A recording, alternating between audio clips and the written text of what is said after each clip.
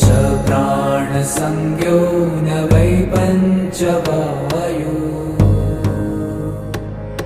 न वा सप्तधातु न वा पञ्चकोश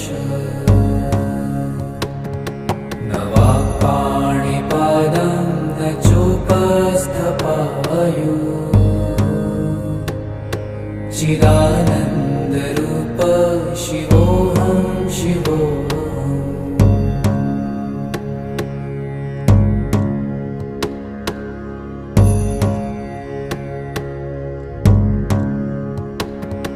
न मे द्वेषरागौ न मे लोभमोहौ